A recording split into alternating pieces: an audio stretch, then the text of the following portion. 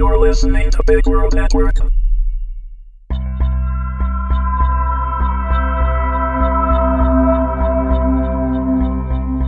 Incubus, Season 3, Episode 3. Written and read by Amanda Meuwissen. There were enough first-hand accounts of some sort of creature attacking people near Dahlonega, Georgia, that a golem was almost certain, at least going off of the descriptions. Witnesses claiming it had looked like a statue come to life was usually a dead giveaway. The conclusion that it must be a stray dog or wolf covered in mud came much more easily to people than assuming it was a hollow stone animal under the control of a mischievous fairy. Nathan would have been glad they had ended up somewhere warmer during the winter months if it hadn't started raining as soon as they arrived. The town was already decorated for Christmas despite the weather, and had an upcoming holiday festival that was at risk of losing participants and tourists if the golem attacks continued. No one was sure where the creature was coming from, other than somewhere in the woods, which didn't really narrow things down. A trek into the muddy terrain was going to take up most of their day, and possibly night, even if Nathan and the others did manage to track the golem and its controller down quickly. Nathan had one of their bags slung over his shoulder with a few necessary essentials, including shotguns they didn't think even a small Georgia town would care to see out in the open without good reason. The rain had let up somewhat, but the land was slick with mud once they made it into the actual woods. There was a campground not too far from the town that they intended to search first. It was technically closed for the season, but that hadn't stopped a few campers, hikers, and hunters from being in the area when they were attacked.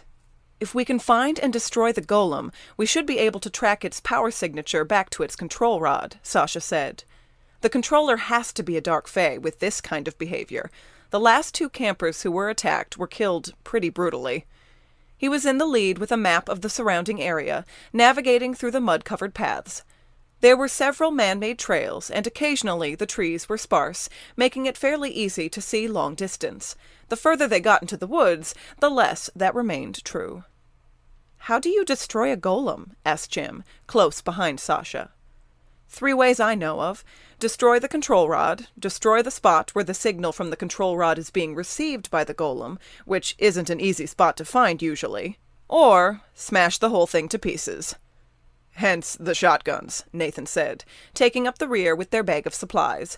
He had volunteered to carry the bag, but was starting to wish the load on someone else. "Exactly," Sasha said. "When in doubt, a shotgun is good for killing just about anything." The general dampness in the air from the recent rain made Nathan shiver, even though it wasn't very cold. He had his jacket zipped up tight and a pair of work gloves on, but his ears were starting to burn and his sinuses ached. One thing Nathan had always envied about his brother was that Jim never seemed to get sick. Somehow, Nathan doubted Sasha ever had to deal with a cold either. "The campsite shouldn't be far now," Sasha said. "Quarter of a mile, I think." "Wait," said Jim, stopping abruptly. Nathan jolted to a halt. "Do you always have to come to sudden stops when you're in front of me?" he grumbled. But Jim wasn't listening. His gaze had gone distant, like he was trying very carefully to listen for something. "What are you sensing?" Sasha asked. They started to gather in a tight huddle around Jim, but Jim stepped forward, moving toward a tree where he touched his hand to the bark. "The golem came through here," Jim said, "a few hours ago, and it knew exactly where it was going." He sidestepped the tree and started moving hurriedly off the path into the woods. "Wait!" Nathan called after him. "Are you sure? The trees get pretty dense in there. How do you know what you're sensing if it's just an after effect?" Jim paused to turn back and shrugged. "I don't know. Somehow I'm just certain this is the right direction." He reached out to touch the bark of another tree, staring this time like he could actually see something. As Nathan and Sasha caught up, it became clear that there were claw marks dug into the bark. "Paw prints," Sasha said, moving ahead and crouching down in the mud. "With all the rain, I doubt I would have been able to see these if we hadn't veered from the path. Good job, Jim." He smiled back at them.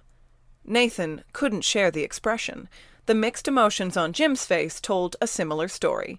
Apprehension of ever thinking his powers could be a good thing. "Come on," Sasha said. "Between sensing this thing and following its tracks, we should be able to find its lair in no time."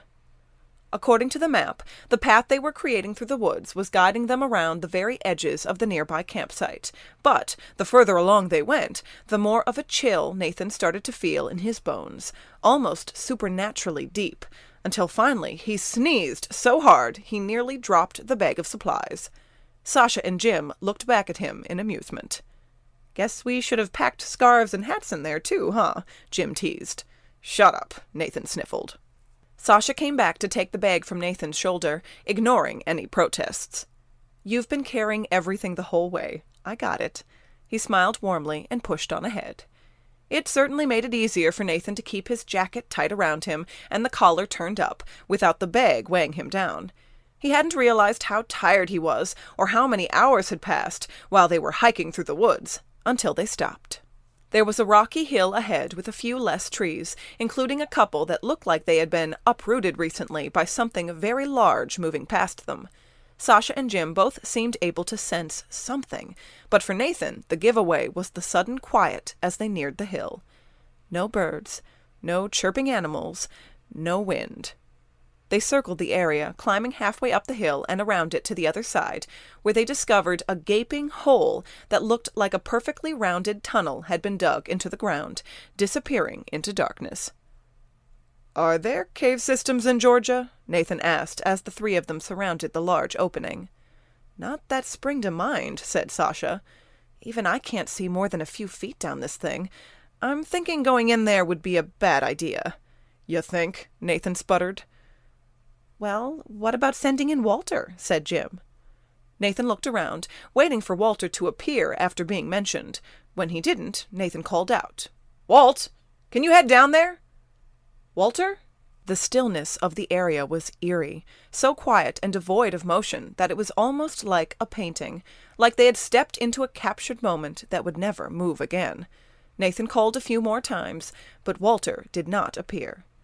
"Nothing," Nathan admitted to the others. "That can't be a good sign." "She?" Jim prompted.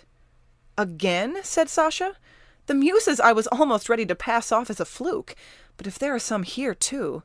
He shook his head and dropped the supply bag heavily to the ground. "Looks like we're setting up camp.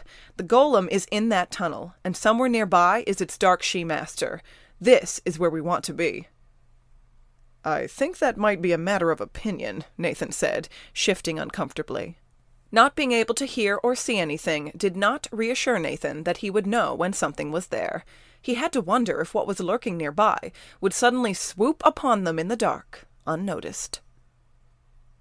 A few hours later, Nathan couldn't remember the last time he had sneezed so much. It didn't help that an hour before sunset, the sky broke open with another downpour of rain and showed no signs of stopping. The rain brought at least some sense of life to the otherwise deathly still area around the cave, but without any real shelter, they were caught in the storm without even the comfort of a fire. "I can feel it in there," Jim said while they were passing the hours, trying to work out their best plan of attack, whenever that time finally came. "But I can't sense anything else. If it's like the Muses, this she-controller could be anywhere." Trying his hardest not to shiver as the rain continued to pour down around them, Nathan glared at Sasha when the Incubus looked at him with a clear offer of body heat. Thankfully, that was the moment when Jim announced he was going to stake out the other side of the hill in case the golem's master appeared from another direction. Nathan scooted unconsciously closer to the Incubus after only a few moments alone. "Aren't the shotguns going to be too wet when we need them?" Nathan said. "They'll fire. I have them enchanted." Sasha scooted closer, too. "You know, you're actually kind of cute with this whole covert relationship thing." Nathan glanced behind him, just in case Jim was still within hearing distance, but the rain was falling hard enough to mask any other sound. "Yeah, well, I'm working on it." He scooted the last bit closer so that his and Sasha's sides were flush. The warmth from the Incubus was strong, even through their clothing. "Can I ask you something about Walter?" Nathan started a little, unprepared for the question. Sure. What did you want to know?" "Well, have you ever asked him the big questions?" You mean like what happens after we die and is there a god? Yeah.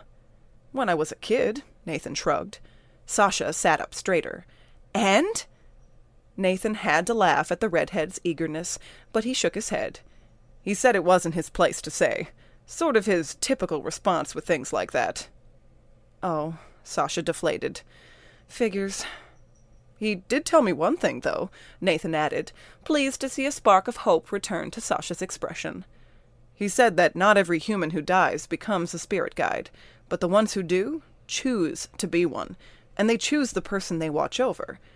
I've asked him 1,000,000 times why he chose me, and he always says the same thing. Because I was the one that needed him. The day Walter first said that to Nathan was clear in his mind, during Nathan and Jim's first year without their parents. As he remembered that night, he also remembered a similar night, not too long ago. You're the only other person who's ever said something like that to me, Nathan said, turning his head to look at Sasha, and realizing then just how close they were. Their eyes met with only rain between them, and there was something very potent in Sasha's shadowed expression. I know you were saying that you like to choose people to feed from who need you, not that you were choosing me, but... No, Sasha broke in. Believe me, I meant it that way too. He smiled, his voice quiet despite having to talk over the rain, with both of them so wet that their hair was dripping water into their eyes. Even in the dark and rain, Sasha's eyes were so blue. It seemed no effort at all to lean toward him. Sasha! Nathan! As soon as Nathan heard his brother calling, he started to sense a trend. What's up? He called back, pulling away from Sasha and turning at Jim's approach. Jim was panting heavily, having sprinted from the other side of the hill. No, Master, but I think the golem is on the move.